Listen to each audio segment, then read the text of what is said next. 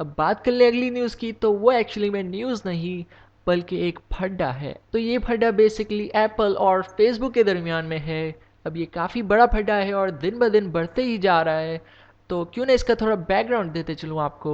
तो एप्पल ने अपने iOS 14 के अपडेट के साथ कुछ फीचर्स इंट्रोड्यूस कराए थे जो कि प्राइवेसी से रिलेटेड थे और काफ़ी अच्छे फीचर्स थे। बेसिकली कोई भी एप्लीकेशन, कोई भी सॉफ्टवेयर या कोई भी वेबसाइट आईफोन्स में आपका माइक और कैमरा यूज़ करेगी तो आपको एप्पल इंडिकेट कर देगा हाँ भाई आपका कैमरा यूज़ हो रहा है या फिर आपका माइक्रोफोन। अब इसमें कौन सी बड़ी बात है। तो भाई शायद आप लोगों को पता होगा कि फेसबुक के बारे में मशहूर है कि फेसबुक हमारी बातें सुनता है। अब इस पे मैं कोई अपना वर्डिक्ट नहीं दूंगा, लेकिन अगर जिनको नहीं पता तो ये बात मैं आपको समझा दूं कि अगर आपके बराबर में आपका कोई दोस्त बैठा है और आप उससे कुछ बात कर रहे हैं, आपका फ़ोन एक टेबल पे है और वो कम्प्लीटली ऑफ है लेकिन वाईफाई से कनेक्ट है, और अगर आप अपने दोस्त के साथ कुछ ब्रांड्स की बातें करते हैं, कुछ शूज़ की बातें करते हैं या कुछ कपड़े खरीदने की बातें करते हैं, तो थोड़ी देर बाद ही शायद आपको फेसबुक पे उसी से रिलेटेड एड्स नज़र आ जाएं। अब मुझे नहीं पता मैंने ये पर्सनली एक्सपीरियंस किया है या नहीं, क्योंकि भाई बात करके बंदा भूल जाता है और मेरा सेम केस है, तो इसीलिए मैं इस मामले में अपना कुछ भी वर्डिक्ट नहीं दूंगा।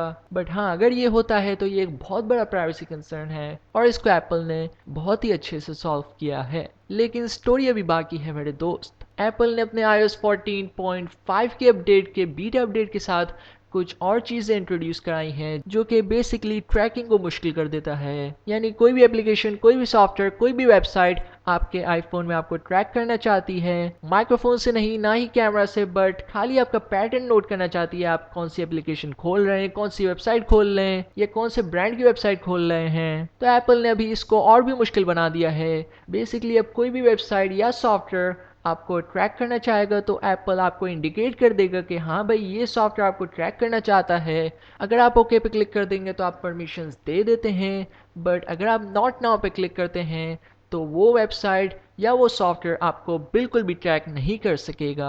अब फेसबुक इस मामले से बहुत ज़्यादा गर्म हुआ था। फेसबुक ने एप्पल को भी हर्ट करने की कोशिश की, कुछ बातें की, जैसे कि फेसबुक का कहना था कि फेसबुक पे बहुत सारे छोटे छोटे बिजनेस चलते हैं और उनके लिए यूजर्स को ट्रैक करना ज़रूरी है क्योंकि वो छोटे छोटे बिजनेस का फ़ायदा हो। But in reality picture is a lot bigger than we thought. कुछ इनसाइडर्स क्लेम करते हैं कि इस स्टेप के बाद फेसबुक का रेवेन्यू जो है $10 बिलियन तक गिर सकता है, क्योंकि फेसबुक इसी डेटा को यूज़ करके एड्स दिखाता है और काफ़ी बड़ी ट्रैकिंग करता है। तो इस हिसाब से एड्स भी बिल्कुल परफेक्ट जगह पे लगते हैं और जिस वजह से फेसबुक और भी ज़्यादा रेवेन्यू जनरेट कर सकता है। बट एप्पल के इस स्टेप के बाद फेसबुक को तकरीबन $10 बिलियन तक का लॉस होगा। अब फेसबुक कुछ प्लान्स ऐसे भी कर रहा है कि एप्पल के ऊपर केस कर दे, बट उनके पास कोई वैलिड रीज़न नहीं है क्योंकि एप्पल एक सिक्योर कंपनी है। यूज़र्स की प्राइवेसी एप्पल का मेन मुद्दा है, जिस वजह से आईफोन्स इतने ज़्यादा मशहूर जो हैं। तो खैर देखते हैं कहानी में कौन से नए ट्विस्ट और टर्न्स आएंगे। क्या इन दोनों की बात बैठ जाएगी